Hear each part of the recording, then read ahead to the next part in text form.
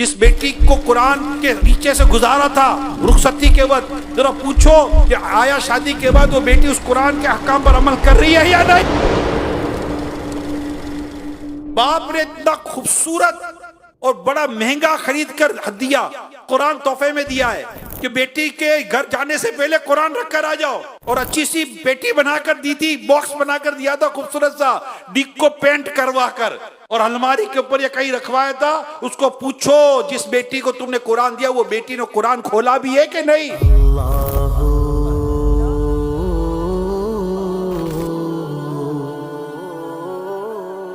महीना महीना दो महीना साल साल भर हो जाए और ये आंख कुरान की जियारत ना करे यार, क्या हो गया। फारूक आजम रज़ी अल्लाह ताला जब घर में तशरीफ लाते सबसे पहले कुरान खोल कर पढ़ा करते थे। तो उस्मान गनी रज़ी अल्लाह ताला अन्हु की शहादत हुई, उस वक्त कुरान की तिलावत कर रहे थे। एक बुजुर्ग रहमा का इंतकाल हो रहा था, बहन रो रही थी। फरमाते रोती क्यों है? जिस कमरे में तू बैठी है ना, तेरे भाई ने इस कमरे में 18,000 कुरान खत्म किए हैं। और आज मुसलमान अपने रब के इस पाकीज़ा कलाम की जियारत तक नहीं कर रहा होता, और अगर खुशकिस्मती के साथ खोल ले तो बदकिस्मती के साथ पढ़ना नहीं आता।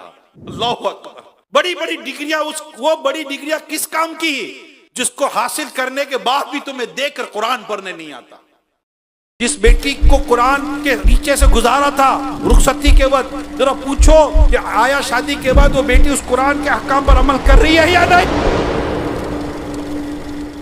बाप ने इतना खूबसूरत और बड़ा महंगा खरीद कर दिया, कुरान तोहफे में दिया है कि बेटी के घर जाने से पहले कुरान रखकर आ जाओ। और अच्छी सी पेटी बनाकर दी थी, बॉक्स बनाकर दिया था खूबसूरत सा, डिक को पेंट करवा कर, और अलमारी के ऊपर ये कहीं रखवाया था। उसको पूछो जिस बेटी को तुमने कुरान दिया वो बेटी ने कुरान खोला भी है कि नहीं।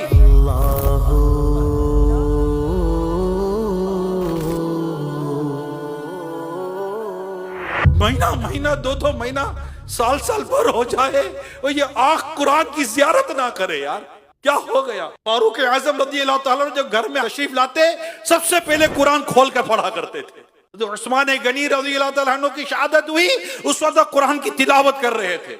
एक बुजुर्ग रहमा का इंतकाल हो रहा था, बहन रो रही थी। फरमाते रोती क्यों है? जिस कमरे में तू बैठी है ना, तेरे भाई ने इस कमरे में 18,000 कुरान खत्म किए हैं।